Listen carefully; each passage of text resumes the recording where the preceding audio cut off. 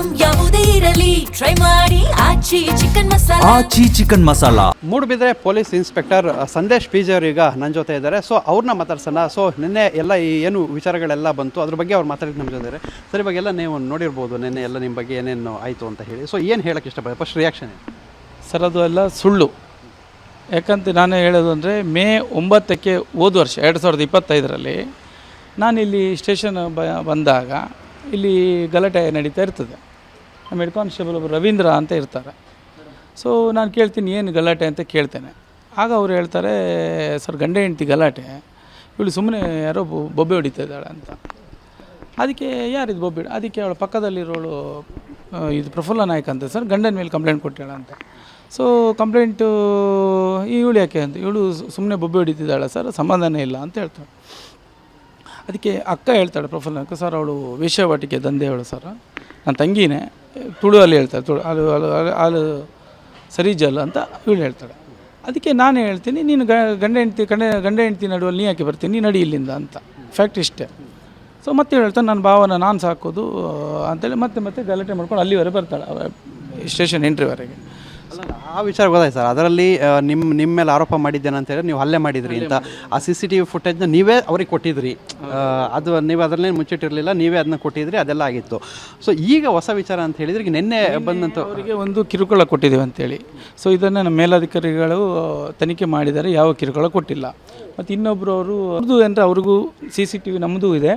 So ಅವರ ಗಂಡನ ಮೇಲೆ ಒಂದು ಕಿಡ್ನಿ ವಿಷಯದಲ್ಲಿ ಕೇಸ್ ಆಗಿರ್ತದೆ. ಇಲ್ಲಿ ಕಿಡ್ನಿ ತಾಕೋಡೆ ಚರ್ಚ್ನಲ್ಲಿ ಕಿಡ್ನಿ ಟ್ರಾನ್ಸ್ಪ್ಲಾಂಟಿಗೆ ಲೆಟ್ರ್ ಕೊಟ್ಟಿರ್ತಾರೆ. ಸೊ ಆ ಕಿಡ್ನಿ ಟ್ರಾನ್ಸ್ಪ್ಲಾಂಟ್ ಹಣ ಕೊಟ್ಟಿದಾಗ ಇವರ ಗಂಡ ವಿನೋದ್ ಪಿಂಟೋ ತಾಕೋಡೆ ಅಂತೇಳಿ, ಸೊ ಇವರೇನು ಮಾಡ್ತಾರೆ, ಅದನ್ನು ಫೋರಮ್ ಆಫ್ ಕ್ರಿಶ್ಚಿಯನ್ ಸೋಲ್ಜರ್ಸಲ್ಲಿ ಲೆಟರನ್ನು ಹಾಗೆ ಪೋಸ್ಟ್ ಮಾಡಿ ಅಕೌಂಟ್ ನಂಬರ್ ಮಾತ್ರ ಇವ್ರದನ್ನು ಹಾಕಿರ್ತಾರೆ ಅಕೌಂಟ. ಸೊ ಅವರಲ್ಲಿ ಕೇಸ್ ಆಗಿರ್ತದೆ.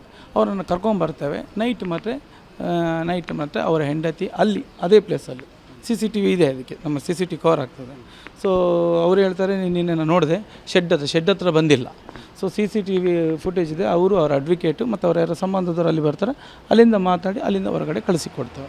ಇದು ಸತ್ಯಕ್ಕೆ ದೂರವಾದ ವಿಷಯ.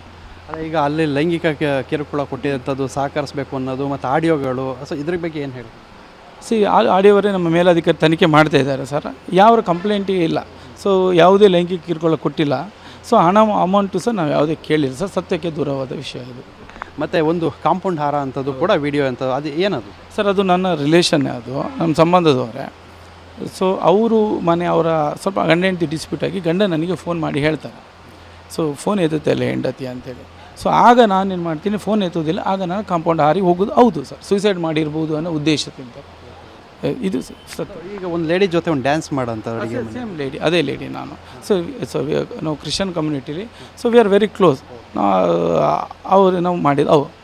ಈಗ ನಿಮ್ಮ ಮೇಲೆ ತನಿಖೆ ಕೂಡ ಆದೇಶವಾಗಿದೆ. ಎಲ್ಲ ರೀತಿಯಲ್ಲಿ ನಿಮ್ಮ ಭರವಸೆ ಇದೆಯಾ ಅಂತ? ಹೌದೌದು, ಖಂಡಿತ ಇದೆ ಇದರಲ್ಲಿ. ಯಾಕಂದರೆ ನಾನು ಯಾವುದೇ ತಪ್ಪು ಮಾಡಲಿಲ್ಲ. ನಿಮ್ಮ ಮೇಲಾಧಿಕಾರಿಗಳು ಆಲ್ರೆಡಿ ಒಂದು ಸತಿ ತನಿಖೆ ಮಾಡಿದ್ದಾರೆ, ಇದ್ರ ಬಗ್ಗೆ ತನಿಖೆ ಮಾಡಿದ್ದಾರೆ. ಇದು 1 ವರ್ಷದಿಂದನೂ ಮೇಲಿಂದ ಮೇಲೆ ನನ್ನ ಮೇಲೆ ಅರ್ಜಿ ಹಾಕ್ತಾ ಇದ್ದಾರೆ. ತನಿಖೆ ಮಾಡಿದ್ದಾರೆ ಒಂದು ಸತಿ. ಸರಿ.